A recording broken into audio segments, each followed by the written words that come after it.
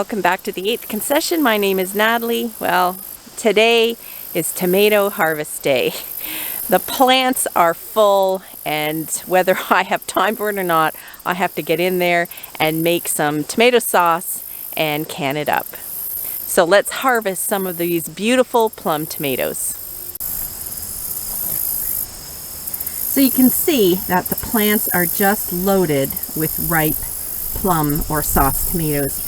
You can also see that blight struck my garden, but that is a yearly thing here where it is damp and humid. So even though the tomato plants look kind of sad, they still gave me a wonderful harvest. So let's get to picking those red tomatoes and get to work.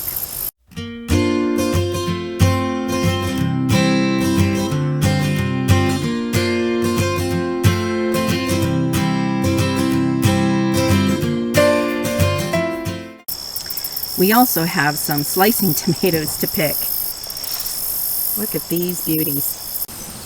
So this is the tomato harvest for this morning. Just one day. I think that can be officially termed a tomato apocalypse. And now I better get busy preserving it all so it doesn't go to waste. Well, there's no escaping it today. Today is tomato sauce day. Now, I've already processed a bunch of my tomatoes as frozen tomatoes, but today I am going to be making sauce. I'm going to have to use up these plum tomatoes. There are baskets and buckets of them everywhere, and I don't want them to go to waste because I put so much work into the garden and they've produced so beautifully. So today's the day. Now, when I processed the tomatoes for freezing, I blanched them in boiling water and then put them in cold water to remove the skins, and then I drained them a bit. But when I make sauce, I also don't really want the seeds in there. And I don't have one of those machines that separates the skin and the seeds, so I've had to do it another way. And what I do is I take any of the tomatoes, but especially the plum tomatoes, I wash them, of course. I core them, and then I slice them in half lengthwise. And then I scoop out the seeds and sort of the pulpy inner flesh. And then I put them cut side down on some baking sheets lined with foil, and I blister them in the oven on broil just until the skins start to wrinkle. Pull them out. It's very easy to remove the skins, and then I put the tomatoes in the pot to start cooking down. And this has turned out to be a fabulous way to do them. It's fairly easy, and I don't have seeds in my tomato sauce. So that's what I'm going to be doing today. I also have an entire basket of regular slicing tomatoes that I may add to the pot, even though they're a lot juicier. I'm going to have to see where I get with the plum tomatoes to decide what to do with them, because there's another couple of baskets of them to do as well. So no more standing around. It's time to get to it.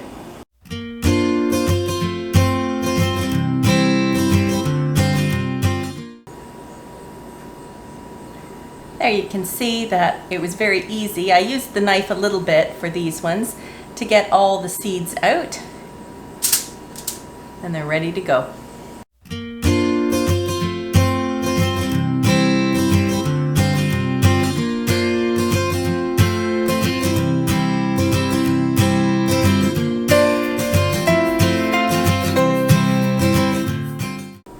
First two trays are ready to go in the oven. I've set the oven to broil, so let's get them in there. So I can actually only fit one tray in at a time. You have to watch them because it doesn't take very long at all for the skins to blister. That's what we're looking for. The skins are blistering on top, but we don't want to wait until they get brown.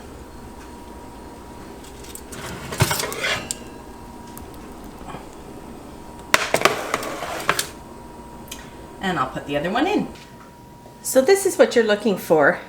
You can see that they've blistered up. They've even turned a little brown, and you just pull the tomatoes, pull the tomato skins right off.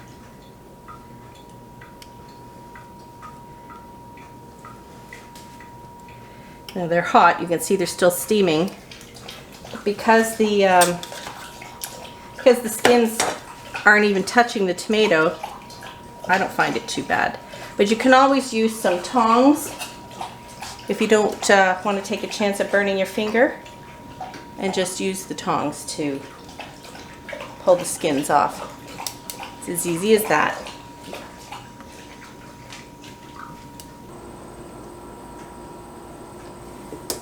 And then into the pot they go.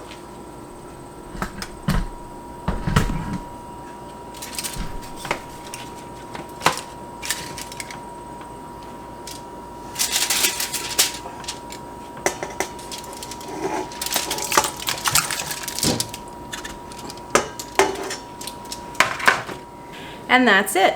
I just have to do it about a million more times. So it wasn't a million more times, but it was close.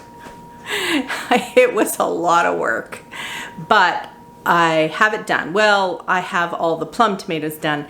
I decided not to do the slicing tomatoes because the pot is pretty full. And so this is what I've got. A nice big pot of tomatoes. I'm letting them cook down over low heat just to cook off a lot of that water and to break down the tomatoes into more of a sauce consistency. I'm going to let that cook away here, simmer away for as long as it needs before I start canning it. There are a few seeds in there, not many. It's going to be beautiful when it's done. Okay, I've let my sauce cook down to the thickness that I want. It's time to can. You can see that we've lost quite a bit of liquid out of our tomato sauce. From this line here down to there, it's about 6 centimeters or about 2 inches. So at this point, if you like your sauce really smooth, you can use like an immersion blender to blend it all smooth. But I like mine with a little more texture, so I'm going to leave mine. Back here, I have my lid softening. And of course here, I've got my pot ready to water bath can. I've got 9 jars prepared. I'm not quite sure how many I'll need. I can always wash up a few more. But I'm going to start with these and see how we go. I've washed them in soapy water. I've boiled them in the canning pot for 10 minutes and they are ready to go.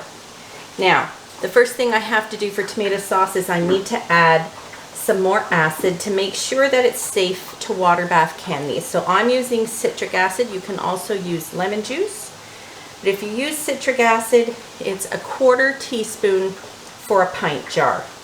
So that's what I'm going to put in each one.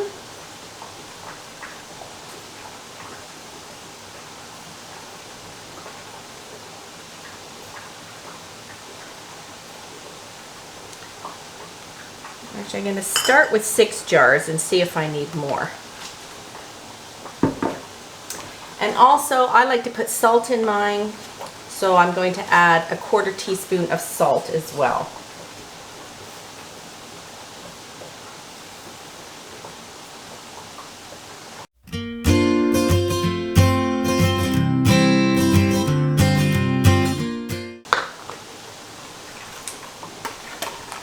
Let's see if I can get the tomato sauce in without it spilling everywhere. No guarantees.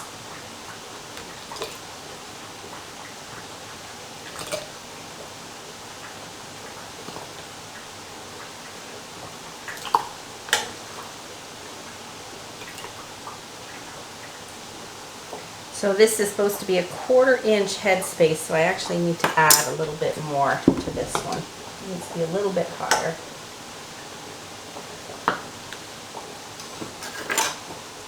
A handy dandy measuring tool.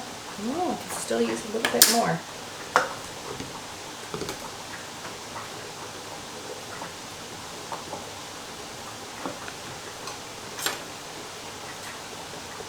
That's good.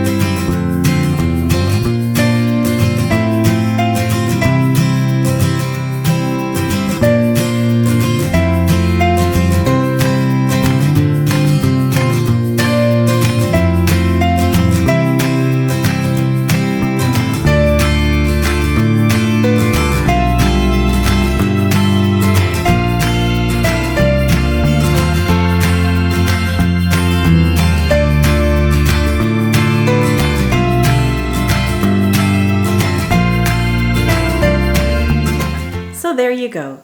7 jars of delicious homemade tomato sauce that can be used a million different ways all through the winter.